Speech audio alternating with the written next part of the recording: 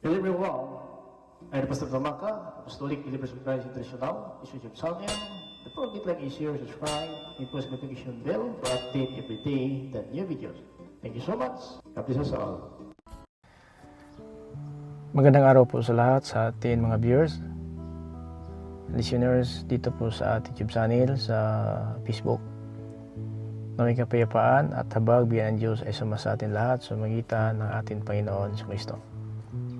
Ito po yung lingkod kay Kristo Jesus, Pastor Tomaka, Apostolic Believers of Christ International. Mga kapatid, sa araw na ito is June 15, 2024. Pasalamat tayo sa Panginoon sa dagdag na ating mga karawan at mga taon. Lahat ng diriwang ng karawan ngayon, happy birthday po sa lahat. Naway ang kapayapaan, habag, at ang mga hinangad at yung mga pangarap sa buhay, dagdag na mga araw at mga taon, sana po ipagkaloob na atin Panginoon Jesucristo. Mga kapatid, ito po ang iyong lingkod kay Kristo Jesus, Pastor Tomaka, Apostolic Believers for Christ International. Now, sa bawat araw mga kapatid ay nais ng Panginoon, malalaman natin ang kanyang mga salita dahil malapit na po ang kanyang pagbabalik. Ayan po sa pahayag in chapter 22 verse 12, darating na ako na hindi magtatagal, dala ko na ang ganting pala para ibigay ko sa bawat isa ayon sa kanilang ginagawa. Mga kapatid, napakalaga po na ito po ang paghandaan natin, itong pagbabalik ng Panginoon, or tayo na po ay alis sa sanlibutan na ito dahil po ang buhay natin sa sanlibutan panandalian lamang, hindi po tayo magtatagal. Ayon po sa Psalms 119 and verse 19, pansamantala lang po ang buhay namin dito sa lupa, kaya ipahayag mo sa amin ang iyong mga utos upang gawin namin. Now, ayon po sa Psalms 90 verse 3, sulat mo ni Salmista David na ikaw ang nagpapasya kung kailan mamatay ang tao, pinabalik mo siya sa lupa sapagkat sa lupa siya nagmula. Kapatid, ano ba ang malaga sa atin ngayon sa bawat araw? Siguro wala naman tayong ibang inangad, makakain, makadamit, makabili, kung magkaroon ng bahay, sasakyan, lupa, negosyo, o lalo na po ang kaligtasan. Now, siguro pinagpalaan tayo ng Diyos talaga hanggang sa mga araw na ito. Mayroon tayong bahay, sasakyan, may lupa, negosyo, ano pa man. Ito po ay galing po sa Panginoon. Sapagkat po sinabi ng Biblia, kapatid, sa Ecclesiastes, kung mangaral, Kabanata 6, talata 2, na ang Panginoon ang nagbigay ng karangalan, kapurihan, kapangyarihan ng tao, lahat ng ating nakamtan ay bigay ng Diyos. Pero itong lahat walang kabuluhan kasi may karunungan tayo, may kapangyarihan tayo sa lupa, kung ano ba ating katayuan, naging presidente ba tayo o naging senador ba, kung gobernador, kung congressman, ano pa man ang ating katayuan. So walang kabuluhan po yung lahat sapagkat pag alis na sa limutan, mawala po ang lahat na po. Wala na po madala natin. Hubad tayo na lubas sa bata, hubad din tayo babalik sa lupa. So yun po mga kapatid, tandaan po natin, ito po ang nais ng Panginoon na paghandaan po natin ang kaligtasan, na ito po hangad natin at alam ng Diyos na naghangad tayo ng kaligtasan. Subalit po sa ating pamumuhay, hindi po natin mapirpik ating sarili. Minsan po mga kapatid, na ating pag-iisip, naramdaman, panalita, nagkamali po tayo. So yun po dahilan, ayon ng Panginoon na umasa po tayo na walang maasahan. Sapagkat umasa talaga tayo ng kaligtasan, subalit ang pag-asa natin na ito, kailangan i-prove natin kung may maasahan ba talaga tayo. So ang ating gagawin, makinig tayo ng salita ng Diyos at gawin po natin ang ating napakinggan. Santiago, Kabanata 1, talata 22, kung may isang taong nakinig ng utos ng Diyos, kung salita ng Diyos, at hindi niya ginagawa, dinaya lang po niya ang kanyang sarili. Mga kapatid, huwag naman natin dayain natin sarili, dahil kapag dayain natin sarili natin, alam po natin wala tayong mapapala at walang maasahan ng kaligtasan sapagkat nakinig lang po tayo, wala po tayong ginagawa. Now, sinabi sa Romans chapter 2 and verse 13 na ang matuwid sa paningin ng Diyos, hindi po ang nakikinig.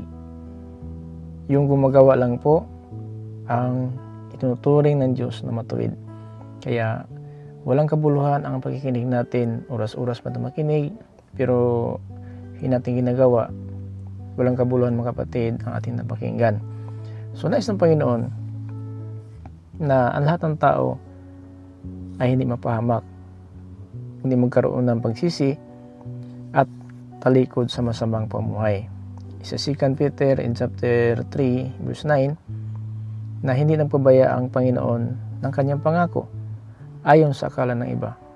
Subalit siya nagpakumbaba hanggang sa mga araw na ito na ayaw niya na may isang mapahamak, kundi lahat sana makamit ng pagsisi at tumalikod sa masamang pamuhay. Nangako po ang Panginoon kasama po ang mga apostolis sa John 14 verse 1 up to 3. Huwag mabagabag ang inyong mga puso, manalig kayo sa Diyos, manalig kayo sa akin. Sa bayan ng aking Ama, maraming silid. Kung wala, hindi ko ito sasabihin sa inyo. At ako'y pupunta roon, ipaghanda ko ng silid. Kung mahanda ko ng silid para sa inyo, ako'y babalik. At kukunin ko kayo kung saan ako, nandoon din kayo. So yun po ang promise ng Panginoon. Pero hanggang ngayon wala pa siya. Bakit daw? Bakit natagalan ang Panginoon?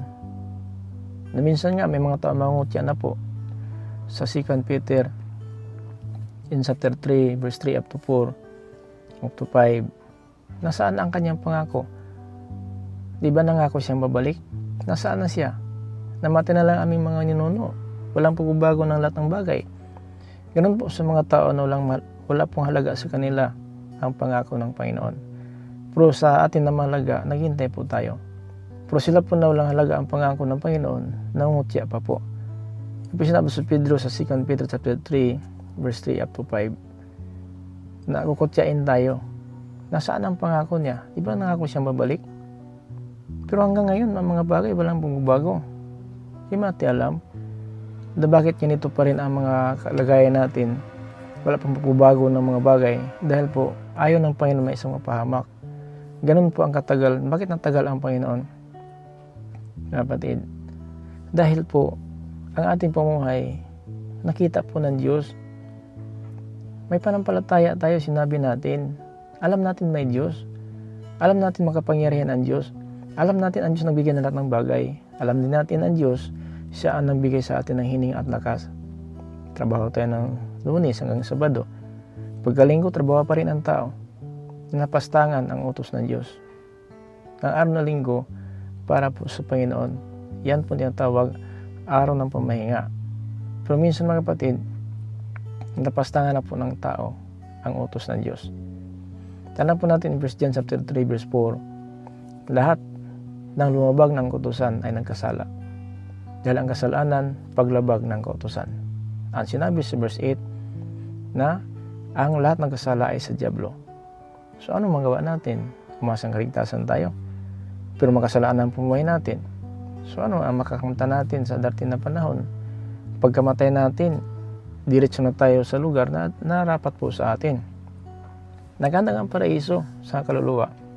Nakahanda ang nag-alab na apoy para sa kaluluwa. Iba po ang impyerno. Ang impyerno, tinatawag na lake of fire. Ang itapon doon, katawan at kaluluwa.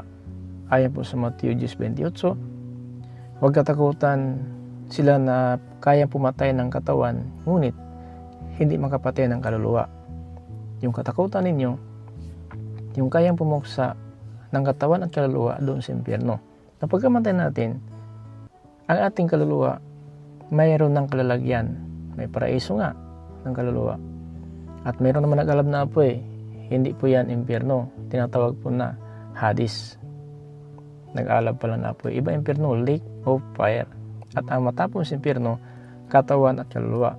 Pero pagkamatay natin, itong kaluluwa, dalawa din kaagad ang kalalagyan. Doon ka sa paraiso ng kaluluwa, doon si Lazaro at saka yung kriminal na nakapako sa cross, nandoon ngayon. Doon sa kabilang dako, nandun ang mayaman sa nag-alab na apoy. Yun din mapuntahan ng tao ngayon na patuloy po namumuhay sa limutan na walang panahon sa Panginoon. Kaya wag natin hayaan na darating ang panahon na yung palang inasahan natin na kaligtasan, apoy pala na hindi mamatay ating kantungan. Bakit po? Dahil po pinabayaan natin ang salita ng Diyos, hindi pinalagaan ang salita ng Diyos, at ang ating ginagawa na lang po yung nais natin gawin, hindi po ang kalooban ng Diyos. Kaya ang City 21 sa Mateo, maliwanag ang sinabi ng Panginoon, hindi lahat ng tumatawag sa akin, Panginoon, Panginoon, makapasok sa kaharian ng langit. Yung tumutupad lang ng kalooban ng aking Ama na sa langit. So maliwanag po yan. Walang reliyon na magpapatunay na ligtas na siya sa reliyon niya. Walang makapagpatunay dahil pastor siya, ligtas na siya. Wala din magpapatunay na siya ay pare, ligtas na siya. At walang makapagpatunay dahil nangaral ka na sa salita ng Diyos, ligtas ka na. At walang makapagpatunay ikaw Christian, manampalataya, ligtas ka na.